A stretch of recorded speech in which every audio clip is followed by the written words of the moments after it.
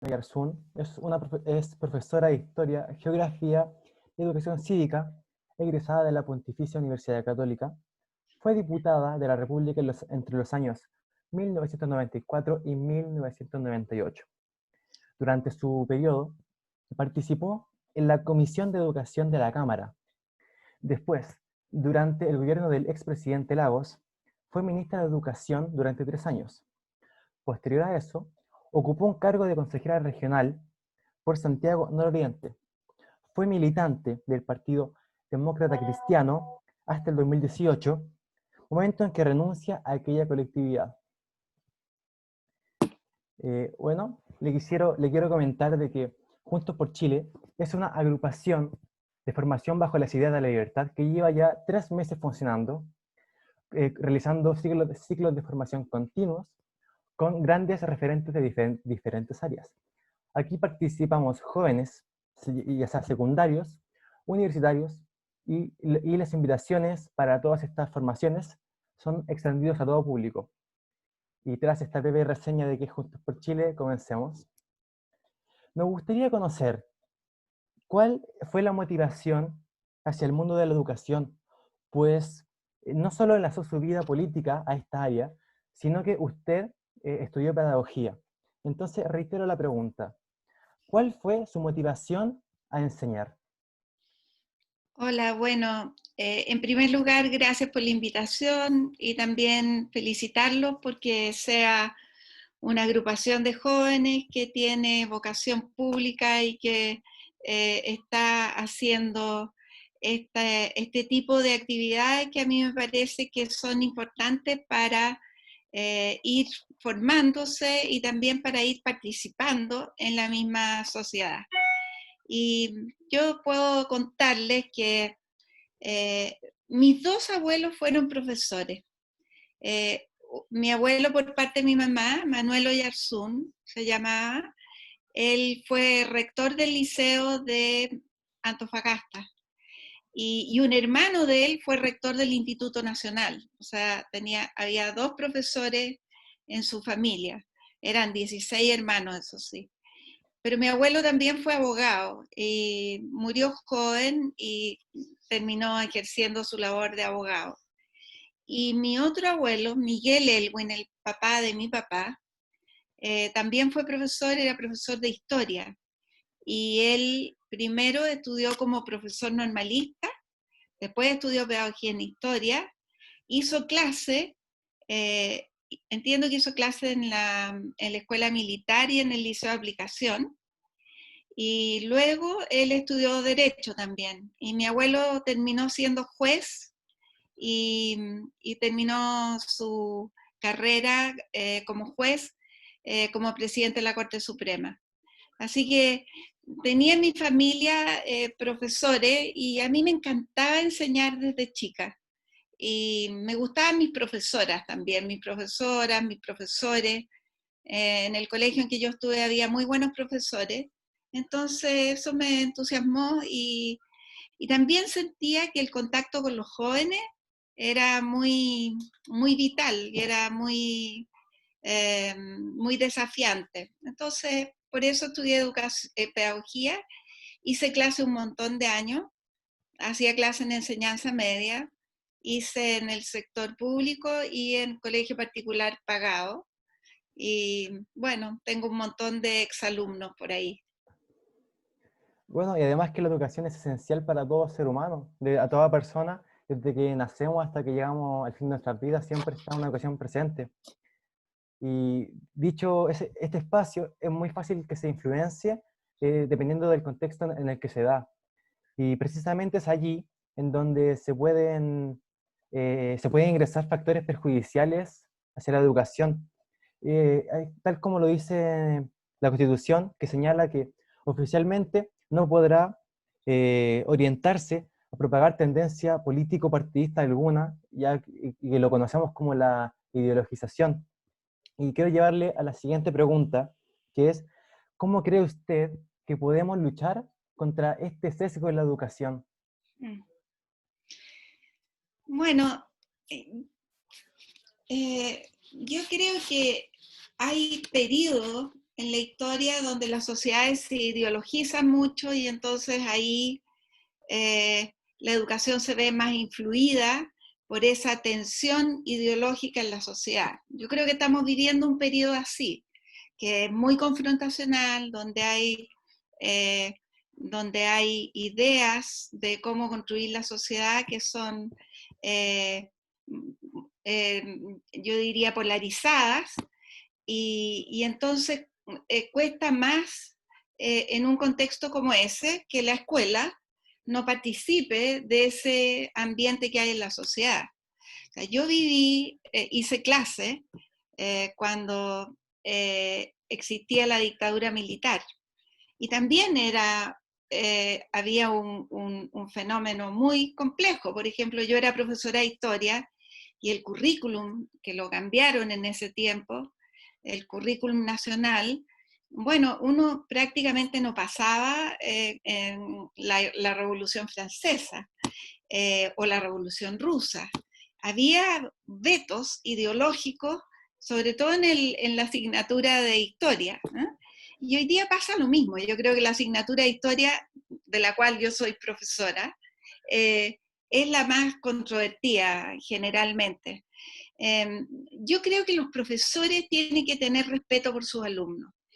Y aquí lo importante es cómo desarrollar un pensamiento crítico de los alumnos, pero que ellos se puedan formar su propio juicio. Y eso es planteando distintas alternativas.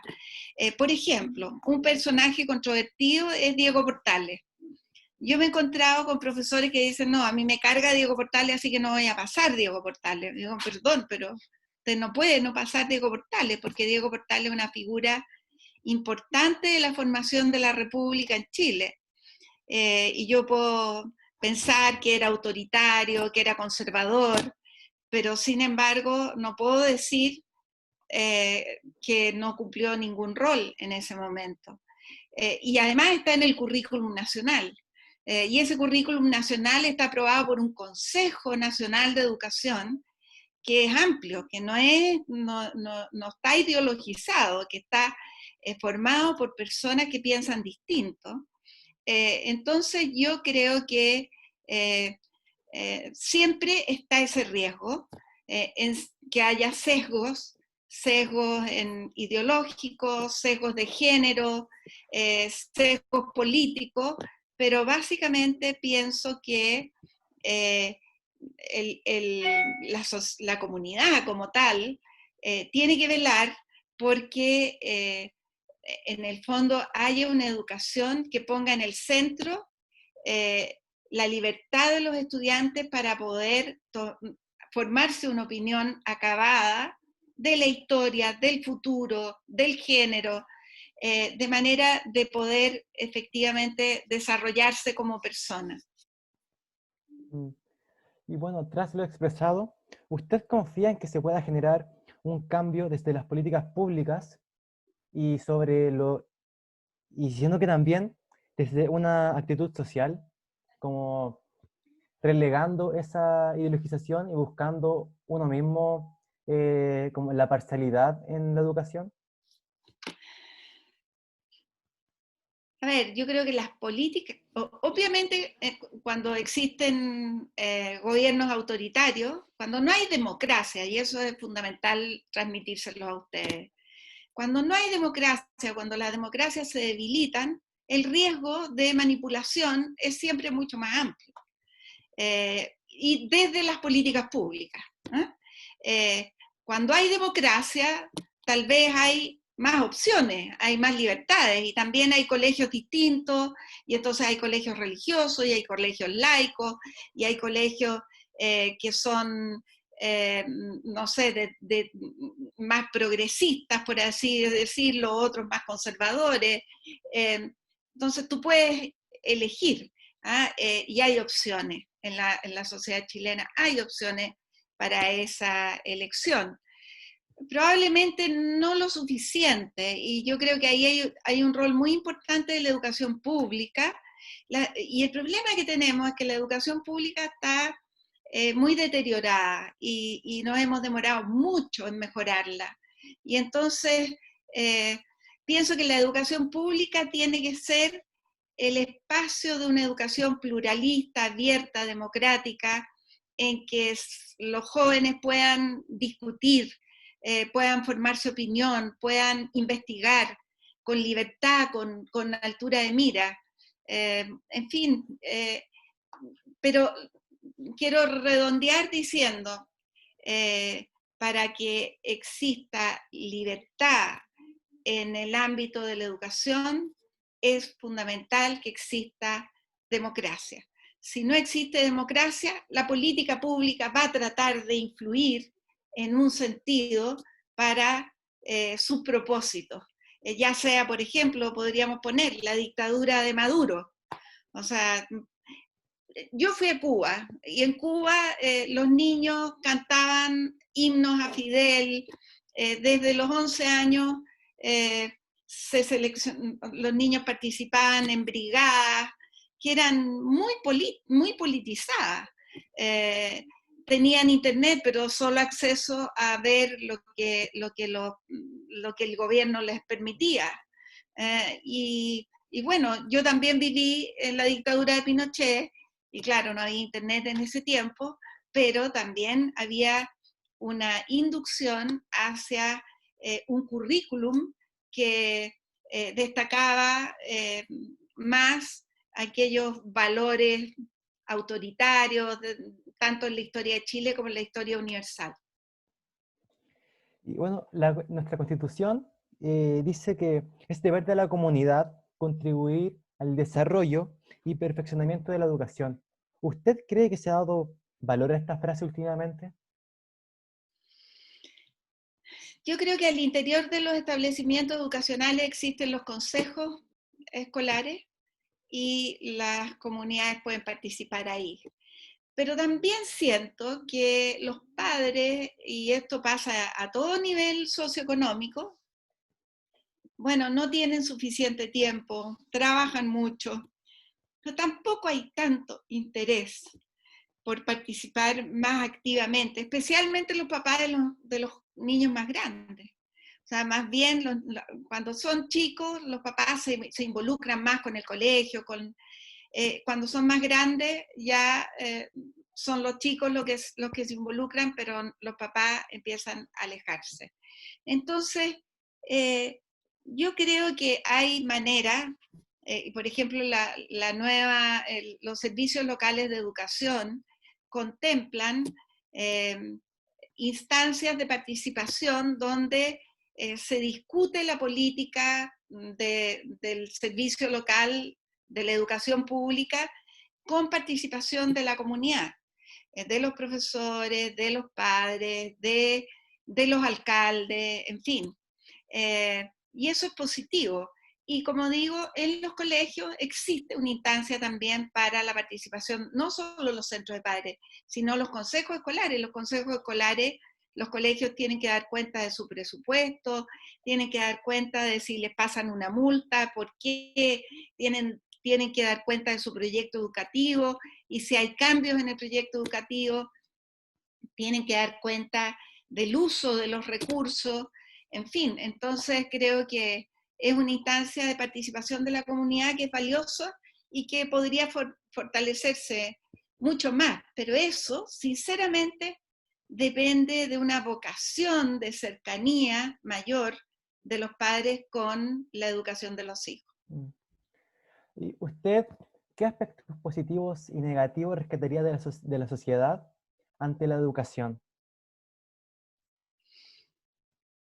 A ver, yo creo, voy a partir por lo más negativo. Okay. Yo creo que el mundo ha cambiado demasiado rápido, demasiado rápido. Es tan distinto el mundo de hoy, de cuando yo estudié o cuando yo hacía clases, al de hoy, que yo siento que la educación no ha sido capaz de adaptarse a este nuevo cambio. Y fíjate que aquí hay una cosa importante, porque yo tengo la impresión de que estas cuarentenas han sido tan desafiantes para el sistema escolar que no es solo aprender a usar los medios digitales, sino que usar los medios digitales significa enseñar de manera distinta. Al principio los profesores pensaban que poniendo una guía en internet, no sé, en YouTube o mandándola por WhatsApp, la misma guía que habían preparado para su clase presencial iba a servir para enseñarle a los alumnos. Y resulta que eso no sirve. Y también yo creo que todos nos hemos ido dando cuenta, y yo trabajo con comunidades educativas, que lo más importante no es el contenido, sino es el desarrollo de habilidades. Y que las habilidades tú las puedes desarrollar con los contenidos, pero tienes que decir, a ver, ¿qué me interesa que los niños aprendan? Me interesa que aprendan a investigar, me interesa que aprendan a argumentar, me interesa que aprendan a expresarse por escrito y oralmente, me interesa que aprendan a tener una discusión entre dos y uso los contenidos para que hagan eso. Y entonces hoy día, con los esfuerzos que se están haciendo para poder contactarse con cada alumno, hace que estemos dando un paso bien significativo en términos de usar los medios tecnológicos para cambiar la manera en que enseñamos y también cambiar qué enseñamos. Yo no digo que esto esté listo, o sea, estamos empezando, pero siento que le dio un empujón a un cambio en la manera de enseñar que puede ser muy potente para el futuro. Eso, entonces, si tú me dices, yo lo que veo más complejo es una educación que todavía no se pone al día de este tremendo desafío. O sea, yo les decía a los profesores, no sé, ¿por qué estamos enseñando la ilustración y no hablando del cambio climático, de la pandemia, de qué está pasando en China, de por qué China actuó de una manera y por qué Nueva Zelanda de otra, de por qué no nos metemos a propósito de los mismos temas que nos están golpeando hoy día, no enseñamos a los niños a pensar, a reflexionar, a sacar sus propias conclusiones, en vez de decir, la democracia es el sistema que ta. No, a ver, ¿cómo es la democracia durante la pandemia? Es distinta que la democracia durante un tiempo normal, porque hay un estado de excepción.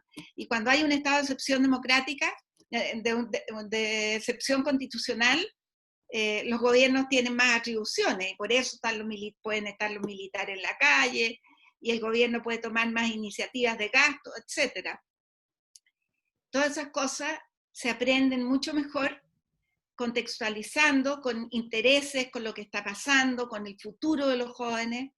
Y yo creo que sí, y si tú me preguntas qué es lo que veo más positivo, yo he visto a los profesores súper comprometidos en esta cuarentena, comprometidos con sus alumnos, y eso me parece muy potente, porque están preocupados de si tienen que comer o no, si tienen internet o no, si tienen computador o no, si están pasándolo bien, si están nerviosos, si la familia tiene problemas.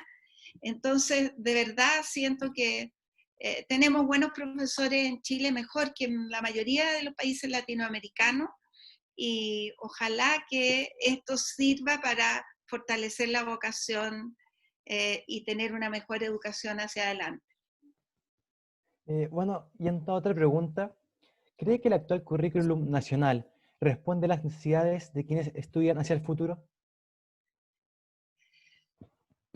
Yo creo que el currículum es muy extenso. Ahora, por ejemplo, se hizo una priorización curricular, pero el currículum chileno es muy extenso, y como es tan extenso, no permite profundizar tanto. Yo prefiero un currículum que profundice más, pero que sea más acotado.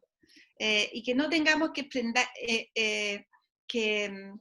a lo mejor tomar, porque hoy día el conocimiento es tan amplio que es preferible elegir algunas áreas del desarrollo en las ciencias, en las matemáticas, que son las áreas más importantes, y profundizar más y no tener un panorama tan generalizado, pero sin la suficiente profundidad. Por lo tanto, creo que ahí hay un tema que vamos a tener que... Pero en todo caso, los currículums están siempre cambiando y creo que desde el año 99 más o menos, a mí me tocó firmar algunos currículums de esa etapa ya no tan vigentes, cuando yo era ministra. Bueno, los currículums han ido mejorando. Ahora, tenemos un problema porque los parlamentarios quieren meter todo adentro del currículum. Entonces quieren meter más educación física, más educación sexual, más educación de la formación ciudadana, más filosofía, no se puede más. Entonces hay que integrar más disciplina, trabajar mucho más sobre la base de proyectos, y el currículum de tercero y cuarto medio que se aprobó hace poco va muy en la línea de eso, de integrar disciplina y de trabajar con una metodología más de proyecto. Por ejemplo, calentamiento global, y ahí estudiamos muchas cosas. Se puede estudiar hasta música con el calentamiento global, en términos de que puedes estudiar física, puedes hacer canciones, puedes hacer poemas, pero también puedes entender qué está pasando, qué pasa con la atmósfera, qué pasa con la Tierra, los ciclos históricos, en fin. Entonces pienso que hay que concentrar más el currículum y profundizarlo más. Bueno, quisiera saber cómo fue su trabajo cuando fue diputada en la Comisión de Educación. Bueno, fue una etapa bien importante porque, a ver, por una parte, ustedes saben que el día 11 de marzo de 1990, o sea, asumió el primer gobierno democrático, que mi padre fue el presidente de la República. Y el 10 de marzo, Pinochet dictó la Ley Orgánica Constitucional de Enseñanza. Entonces, esa era una ley que dejaba todo muy atado, ¿no? Por ejemplo, una cosa que era bien impresionante: los directores en los colegios municipales eran vitalicios. No había concursos de directores y nos demoramos muchísimo en poder sacar los concursos de directores. Y entonces, el año 94, el presidente Frei creó una comisión para la modernización de la educación, y ahí se dictó una ley para implementar la jornada escolar completa. Y la jornada escolar completa implicaba muchas cosas. Implicaba que los niños iban en una sola jornada al colegio, porque antes los niños, la mitad de los niños iban en la mañana, la otra mitad en la tarde. La media jornada. Eso ustedes no lo vivieron, pero eso fue Eh, así durante 30 años. ¿Mm? yo estuve en un colegio que fue así un tiempo hasta que me cambié a jornada completa. Claro. ¿Mm? Y bueno, entonces, pero también significaba que los profesores tenían unas jornadas mucho más cortas, entonces los profesores trabajaban en varios colegios para poderse armar una remuneración.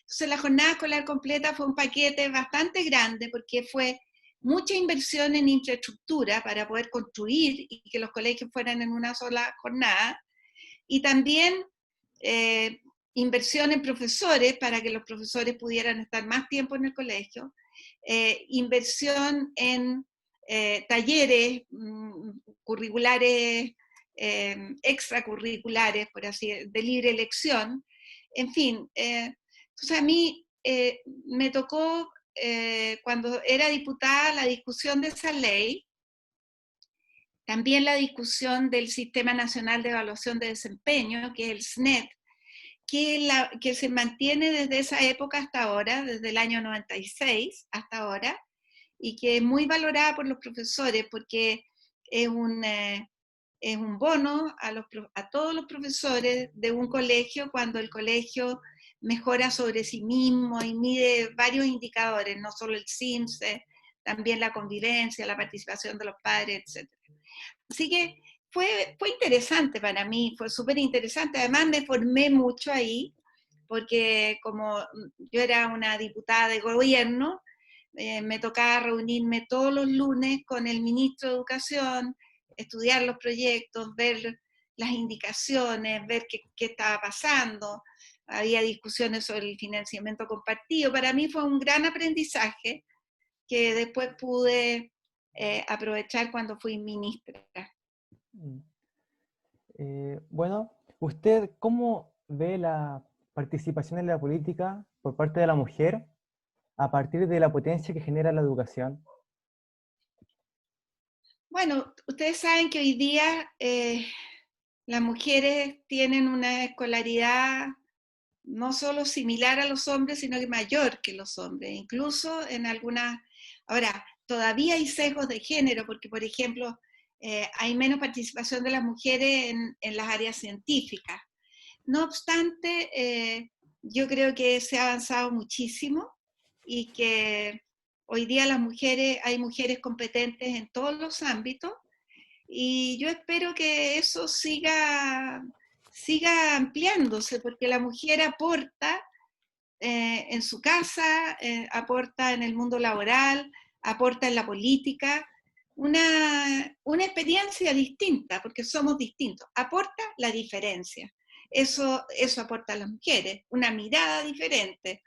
Y con todo creo que sigue siendo mucho más difícil para las mujeres participar, porque todavía las mujeres llevamos muy encima el trabajo de la casa y el trabajo de los hijos. Y bueno, antes de pasar a la ronda de preguntas por parte del público, quisiera que ¿Sí? nos comentara cómo fue su experiencia siendo ministra. ¿Alguna experiencia, alguna anécdota interesante? A ver, cosas que yo me di cuenta en ese tiempo. O sea, era un tiempo donde en el primer gobierno democrático hubo una sola mujer ministra, ¿m? En el segundo hubo dos, y en el tercero el presidente Lago eligió 5 mujeres ministras. Entonces era una experiencia como de ir por primera vez ocupando espacios que habían sido tradicionalmente muy de hombres. En el Ministerio de Educación había habido ministras mujeres, por lo menos 2, eh, en tiempos del Frente Popular, me parece que fue, ya no me acuerdo bien, pero Lidia Baltra, y creo, y también fue en tiempo de la dictadura estuvo no me acuerdo tampoco cómo se llama, pero había habido 2 ministras mujeres antes. Fue una experiencia muy interesante, muy potente, y yo creo que lo que fue interesante en ese tiempo es que nosotros asumíamos el ministerio como una posta. Entonces, tomábamos lo que venía de antes. No es que uno llegara cada 3 años, y eso se rompió después. Cada 3 años y cada ministro empezaba a decir, yo quiero hacer esto, yo quiero hacer todo otro. Nosotros íbamos viendo qué le tocaba a cada uno y ponía su énfasis, su preocupación. Por ejemplo, mi preocupación estuvo muy, muy centrada, por una parte, en crear la subvención para los niños de prekinder, por otra parte, crear la subvención preferencial. No salió en mi gestión, salió después, pero todos los estudios los hicimos en ese tiempo. Por otra parte, mejorar lo que fuera lenguaje y matemática en la enseñanza básica, porque es clave esa etapa de la vida. Y por último, para mí también fue muy importante en la educación superior crear un crédito para la educación superior privada, que fue el CAE. Ahora, en ese tiempo los jóvenes no tenían acceso a ningún crédito, iban a los bancos, querían pedir crédito bancario, y solo tenían crédito bancario los que tenían papás con una buena billetera. Entonces lo que se hizo fue un primer paso para ese tiempo, que obviamente que hoy día los tiempos son distintos y debiera haber una cosa diferente, aunque yo soy contraria a la gratuidad universal, completamente contraria, pero creo que en ese momento fue lo que se podía hacer, para que miles de jóvenes ingresaran a la educación superior con un crédito con aval del Estado. Eso te diría que fue lo más importante. Bueno, y ahora pasamos a la ronda de preguntas, donde yo les voy a leer las preguntas que nos deja el público. Sí. Alex Antibuen Pavés pregunta, ¿de qué manera se pueden llevar a cabo los consensos en política como fueron llevados a cabo durante la presidencia de Patricio Aylwin? Sí.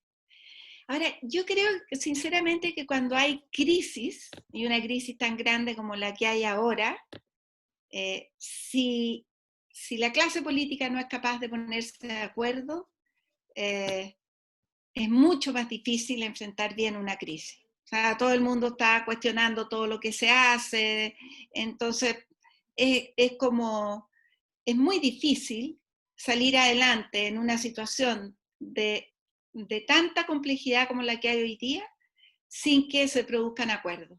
Y lo mismo pasó en 1990. O sea, si no hubiera habido acuerdo, podríamos haber tenido un golpe militar, podrían los militares haber querido volver de nuevo, podríamos haber tenido a los trabajadores en las calles, podríamos haber tenido miles de huelgas, podríamos haber tenido, teníamos en ese tiempo terrorismo, bueno, ponerse de acuerdo, teníamos presos políticos, teníamos el tema de los derechos humanos, eran temas muy complejos que si no había una capacidad mínima de ponerse de acuerdo, nosotros no habríamos sido capaces de hacer una transición sin retroceso, como fue, por ejemplo, el caso más cercano, el de Argentina. O sea, Argentina, Alfonsín no terminó su gobierno, tuvo 2 revueltas militares entre medio, en fin.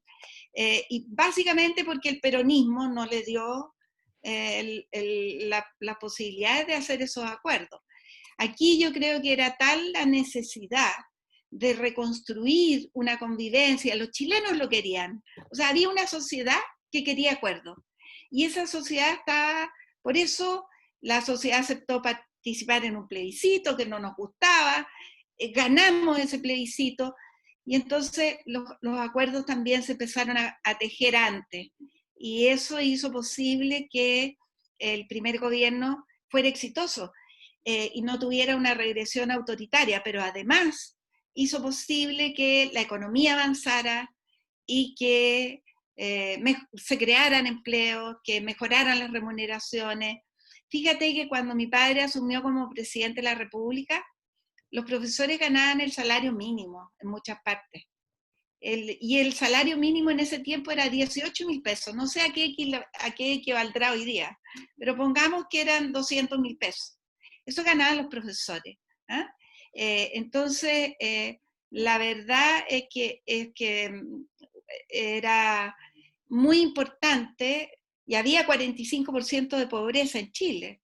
Ahora, yo creo que hoy día estamos en una circunstancia muy dramática, muy parecida, con una democracia muy débil, deteriorada, con sectores que son antidemocráticos, y también vamos a quedar en una situación económica terrible, vamos a retroceder 20 años para atrás y si no más, y en una situación social enorme. Si vamos a tener más de 1 millón de cesantes, eso es una calamidad, además de la pandemia, tremendamente grande. Ahora, no somos los únicos.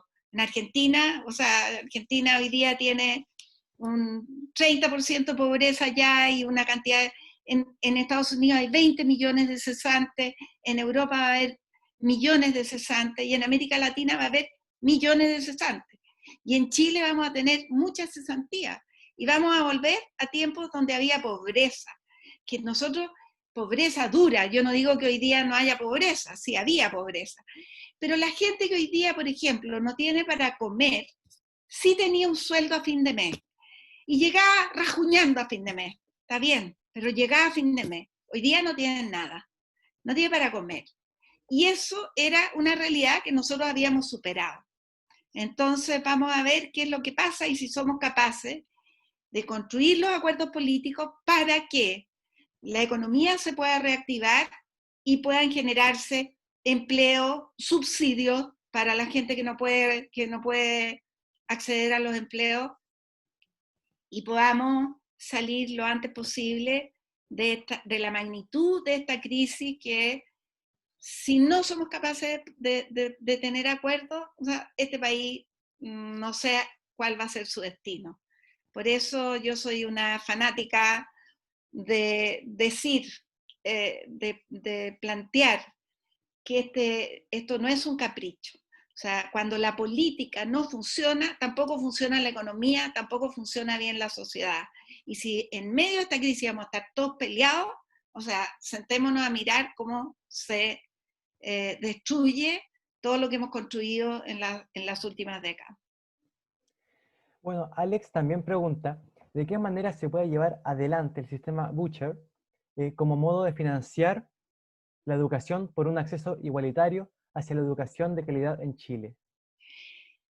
A ver, el sistema, nosotros tenemos un sistema tipo voucher, que se entrega, que es un subsidio a la demanda y no a la oferta. O sea, la mayoría de los colegios, en América Latina, por ejemplo, y en muchas otras partes, reciben recursos directamente, independiente de los alumnos que tengan, para financiar a los profesores y gastos, etc.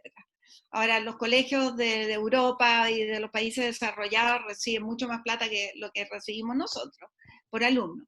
En cambio, en Chile, los colegios reciben plata por alumno que asiste a clase. Eso es un voucher. O sea, si tienes menos alumnos, tienes menos plata. También recibes, la subvención es más alta para los niños que tienen más vulnerabilidad. O sea, esa es la subvención preferencial. Hay dos tipos de subvenciones, hay tres tipos de subvenciones: la subvención normal, la subvención preferencial y la subvención preferente, creo que se llama para alumnos prioritarios. Y la verdad es que tenemos, entonces cada niño, dependiendo su ficha social, tiene un valor distinto el voucher que recibe el colegio, pero el subsidio es un voucher. Un voucher es un subsidio a la demanda. Hay parte donde el voucher se le entrega a la familia y la familia lo destina donde quiere. O sea, no es que le llegue la plata, sino que le dice usted vaya, pero esto es más o menos lo mismo. Lo recibe el colegio, pero es la familia la que elige dónde va a poner al niño, y entonces el colegio va a recibir el voucher por el niño donde la familia decidió ponerlo. Bueno, Entonces, es un aquí, sistema que yo creo que en Chile se ha criticado, se ha cuestionado mucho, pero yo siento que ha ayudado a aumentar la cobertura educacional, que hay problemas con los colegios muy chicos, porque los colegios que tienen pocos alumnos tienen poco subsidio. Entonces el subsidio tiene que ser más grande, por ejemplo, los colegios rurales, lo es, pero probablemente no lo suficiente. Y claro, creo que este sistema funciona bien con controles, pero también con autonomía de los colegios para poder hacer uso de los recursos, rindiéndolos, por cierto, porque son recursos públicos. O sea, el voucher es un subsidio que te da el Estado con plata de todos los chilenos para que tú eduques a un niño. Joaquín Larraín pregunta, ¿qué cambios realizaría en la educación si si estuviera como ministra actualmente? Ay, mira, hoy día hay que dedicarse a lo que estamos. Yo creo que estamos a esta crisis. Y ahí lo que hay que reforzar más es a los profesores, cómo aprenden los profesores a hacer las cosas de manera distinta. Ahora, hay temas que están pendientes y que creo que hay que resolverlos rápido. Por ejemplo, el CAE. El CAE hay una legislación para convertirlo en un crédito solidario, igual que el crédito solidario de las universidades estatales o las 25 universidades del Consejo de Rectores, que tiene tasas de interés mucho más bajas, que es contingente al ingreso, que tú lo pagas solo si tienes trabajo, si no, no. Bueno, en fin, tiene una serie de beneficios y tiene un carácter solidario, porque tú devuelves esa plata con que tú estudiaste, si es que tienes trabajo, un porcentaje de lo que tú ganas, y entonces otra persona puede recibir ese crédito y después lo devuelve para que otra persona pueda estudiar. Yo creo que eso habría que sacarlo rápido. Creo que me metería en el currículum y hacer un currículum más acotado, sobre todo en la enseñanza media. Creo que habría que meter mucho foco en la educación inicial, o sea, es decir, la educación de los niños de 0 a 6 años. Ahí es donde tú puedes acortar las brechas, porque un niño de una comuna vulnerable, que sus padres tienen baja escolaridad, y un niño de una comuna acomodada, donde los padres tienen alta escolaridad y más recursos, bueno, tiene menos lenguaje, sabe menos palabras. A la misma edad, a los 4 años, ya las diferencias ya están marcadas. Entonces, si tú trabajas con los niños, no sé, entregando lo que la familia no puede entregar en esa etapa de la vida, o sea, la verdad es que ahí tú podrías cerrar las brechas hacia adelante con mucha más facilidad. Entonces, eso te diría que serían las prioridades que creo que habría que tomar. ¿No? Alexander pregunta, ¿cuál cree que sea las mayores, ¿cuáles cree que sean los mayores desafíos que presenta la educación actualmente? Yo creo que tenemos un desafío de calidad, o sea, de poder entregar una formación pertinente, actual, diversa, amplia, interesante a las generaciones de hoy. O sea, tenemos un tema de calidad, y ese tema de calidad está ligado también a la equidad, porque la brecha hace que la calidad sea más baja en los sectores más vulnerables, porque educar en esos sectores es más difícil, porque los alumnos tienen un capital cultural más bajo o porque viven hacinados. Ahora, por ejemplo, ¿qué estamos viendo? Estamos viendo que los niños de los colegios del barrio alto, bueno, igual los papás a veces tienen problemas para tener un computador para cada niño, pero al final terminan comprando tablets y tienen computador para los niños que están en la casa en la cuarentena, o les prestan los de él, pero claro, yo conozco casos donde el papá y la mamá están trabajando en la casa y tienen 3 niños y tienen 2 computadores o un computador, se han tenido que traer los computadores de la oficina, en fin, y los niños van teniendo clases, pero es mucho más fácil hacer eso en Vitacura, por supuesto, que en La Pintana. En La Pintana tenemos problemas de internet, las bandas son, o sea, la internet funciona mucho peor allá, y un problema que yo creo que hoy día es un impedimento grande para el desarrollo. Y es un círculo vicioso, porque las empresas no invierten en antenas repetidoras en esos barrios porque no hay demanda. Pero como no hay demanda, eh, la gente se queda sin, o sea, no hay demanda tampoco porque no hay antenas repetidoras. Porque ¿para qué tú vas a comprar internet si el internet no te funciona? Entonces, bueno, hoy día estamos viendo todos esos problemas que son brechas, la brecha digital es una brecha que hay que acortar, en fin, son muchos los desafíos, pero también son desafíos que tiene todo el mundo. Yo el otro día veía que en Nueva York, el alcalde de Nueva York repartió 300.000 tablets y fortalecieron internet en barrio o compraron internet para casas en Nueva York, que es la ciudad como la capital del mundo occidental, para poder atender a los niños con menos diferencia. Entonces, son desafíos que nosotros creemos que somos el único país del mundo que los tiene, pero no, también lo tienen los países desarrollados. Bueno, Claudio Mauricio pregunta, o sea, dice, ¿qué opina de ese prejuicio que existe en la educación de adultos? Pues él estudia en una y dice que él no va a poder ir a la universidad. ¿El dónde estudió? Estudia en colegios para adultos. Que no va a poder ir a la universidad si estudia en un colegio para adultos. Exacto. Yo creo que sí podría ir a la universidad dependiendo de cómo, de cómo le vaya ahí, porque, o sea, yo he trabajado en educación para adultos y hay muchos jóvenes que han, han desertado, se han ido a la educación de adultos vespertina y sin embargo luego han ingresado a estudios superiores.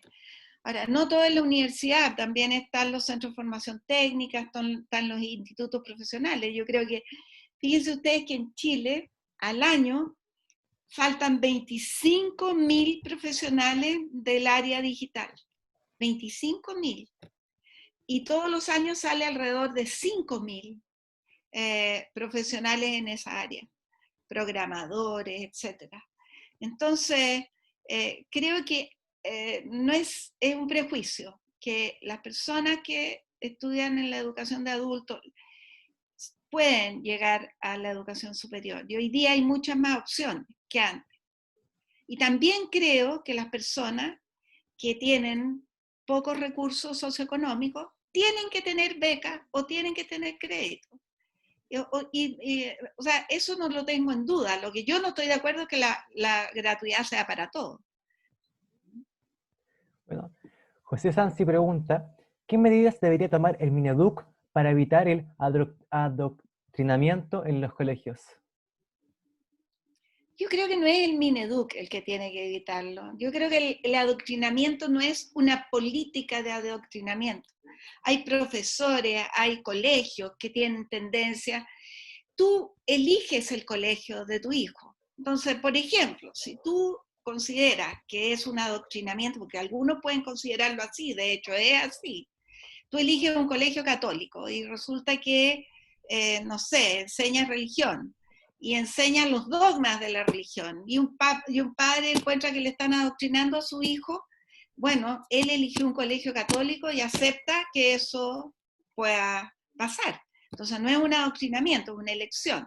Ahora también puede pasar que en un colegio haya adoctrinamiento porque el colegio tiene algunos profesores que están muy matriculados con algo, por ejemplo, con los temas de género. ¿Ah?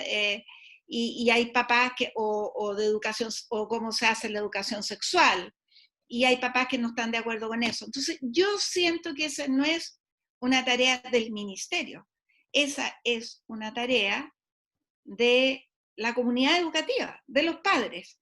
Y son los padres los que tienen que elegir un colegio donde el proyecto educativo se cumpla.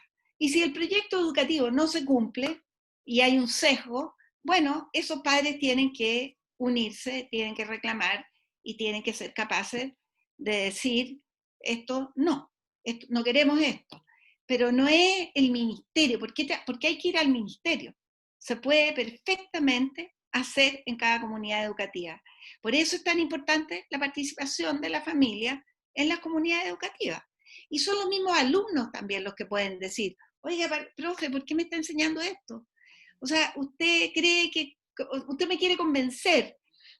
Bueno, yo tengo una opinión distinta o ¿por qué no abrimos esta discusión? ¿Me entiende? Creo que hay, pero siempre decir, es el papá Estado el que me tiene que ir a resolver el problema que yo tengo con mi hijo en el colegio, a mí me parece que es equivocado.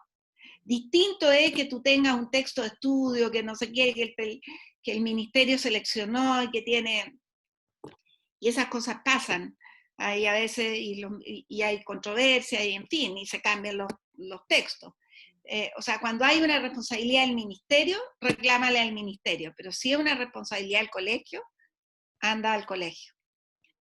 Tomás Aranda pregunta, en cuanto a modelos económicos, ¿qué país ve usted como un referente? Bueno, hoy día está de moda en algunos países, pero yo creo que creo que es súper interesante país lo que está pasando, porque también uno ve países en distintos momentos. Yo hoy día tengo muy buena impresión de las políticas económicas y sociales que están implementando. Te diría que tres países me gustan. Uno, Nueva Zelanda, que es un país que es parecido al nuestro en términos de geografía y de recursos naturales, aunque es un país tremendamente chico y es una isla. Entonces, muchas veces ahora dicen, oh, en Nueva Zelanda, fabuloso, no, el coronavirus lo cortó de raíz, pero resulta que toda Nueva Zelanda tiene la mitad de la población chilena y es una isla, entonces tú aíslas la frontera, no dejas entrar a nadie y estás mucho más protegido. ¿Eh? Pero creo que ahí hay estrategias de desarrollo económico y social que han sido potentes. Por ejemplo, cómo se ha tratado todo el tema indígena. Los maoríes están, en el fondo, ellos se han hecho cargo de todo el turismo y hoy día tienen recursos porque tienen ingresos provenientes de acuerdos con el Estado para desarrollar el turismo en áreas, en fin, donde ellos viven, etc. Otro país que me gusta a mí hoy día es Portugal. Portugal tiene un gobierno socialista, pero tiene políticas de mercado y por ejemplo, Portugal es un país que ha avanzado muchísimo en educación en los últimos años. ¿Ah? Y Canadá también. Entonces, son países que combinan buenas políticas sociales con políticas de mercado, con un Estado que regula, un Estado que impulsa el desarrollo, pero un Estado que le da espacio a la iniciativa privada para desarrollarse, que también vela porque no haya abuso, porque haya libre competencia de verdad y no haya colisiones, en fin, creo que el rol del Estado es muy importante, y hoy día se ha demostrado lo importante que es, pero también se ha demostrado el mito que es de que aquí en Chile todo es puro mercado, porque resulta que hoy día el Estado en este supuesto modelo neoliberal ha podido hacer todo lo que se requería para enfrentar esta pandemia. Ahora, eso no quiere decir que todo lo haya hecho bien. Harto difícil hacerlo bien porque no sabemos, es muy incierto todo lo que está pasando. Yo tampoco me atrevería a andar criticando lo que se ha hecho, eh, pero el Estado ha tenido las atribuciones para poder llegar a las familias, poner subsidios, en fin, hacerse cargo de la pandemia, poner toque queda, etcétera, etcétera. Bueno, por la hora tenemos las últimas dos preguntas para después pasar a la última parte de esta charla. Que Yo Elisa pregunta. a las 8 tengo que salir. Me Entonces falta poquito. ¿Ah? podemos pasar a la parte final, que es si es que nos puede dejar una reflexión a todos los jóvenes que participamos en esta charla y sobre todo a Juntos por Chile. Sí, oye, ¿cuántos jóvenes hay? Voy a echarle una mirada a las preguntas y a lo mejor puedo ¿cómo lo haría con el año escolar? ¿Lo cerraría? No, yo no cerraría el año escolar. Creo que hay que hacer todos los esfuerzos posibles porque volvamos a clases presenciales. Tampoco hay que alargarlo indefinidamente. Creo que va a haber que hacer unas cosas muy distintas, pero por ningún motivo cerrar el año escolar. También va a haber que ser flexible con las evaluaciones y va a haber que hacer evaluaciones cualitativas y ver cómo el próximo año, cuando se termine la pandemia, podemos retomar una formación mejor. Y qué se puede hacer cuando un profesor enseña materia desde un punto de vista político. Bueno, en las clases de historia pasa mucho, eso es verdad. Sí. Eh, yo creo que ustedes tienen que tener personalidad y decir, oiga, profesor, ¿por qué esto? ¿Por qué usted nos está esta es su opinión, pero ¿cómo podemos nosotros confrontar su opinión? Y ustedes mismos también pueden ver de invitar personas, etcétera. Ahora, también, si hay una molestia muy grande, bueno, los padres tienen que reclamar y decir, no queremos una sola visión de la historia de Chile. Queremos que haya una posibilidad de que los niños y de que nuestros hijos sean capaces de argumentar, de conocer, de tener distintas visiones, etc. ¿Mm? Y podríamos pasar a una reflexión para nosotros, como jóvenes estudiantes que somos el futuro de Chile. Y gracias de antemano por venir acá con nosotros.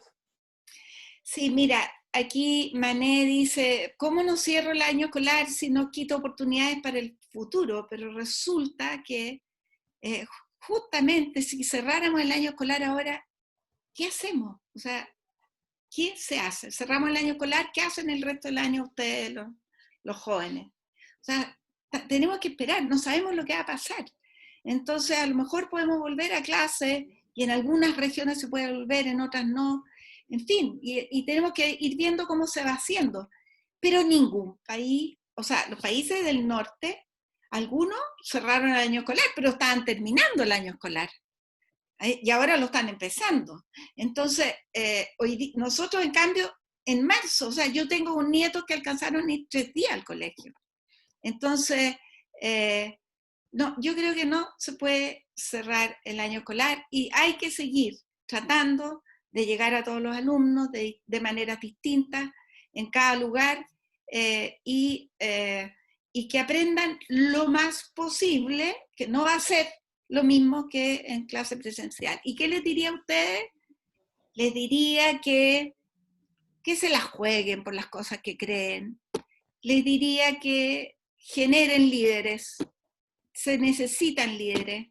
Se necesitan líderes que se atrevan a ir contra la corriente y no solo haciendo así a lo que pasa. Generen espacios de reflexión más profunda, porque yo siento que hoy día todo es Twitter, Instagram, TikTok, no sé, tiene que ser una cosa distinta, tiene que ustedes encuéntrense, hagan lo que están haciendo ahora, o sea, y aprovechen sus instancias para poder conversar con mucha gente, lean. Si va a haber una discusión constitucional, conozcan la Constitución, lean la Constitución. Tiene 25 capítulos, es cuestión de leerla y darse cuenta, oye, ¿qué cosa de esta Constitución a mí no me gusta? Léanlo en grupo. Vean que divídanse entre 25, cada uno estudia un capítulo. O claro que hay capítulos que son más complejos que otros, entonces eso es lo que tienen que hacer. Yo creo que ustedes escriban, a los diarios, vayan formándose opinión y una opinión libre pero fundada. Porque para papagayos tenemos demasiado. Eso les Muchas diría. gracias. Muchas gracias por ¿Ya? su tiempo, por compartir con nosotros. Ha sido un gusto y buenas noches. Ya, que les vaya bien a ustedes.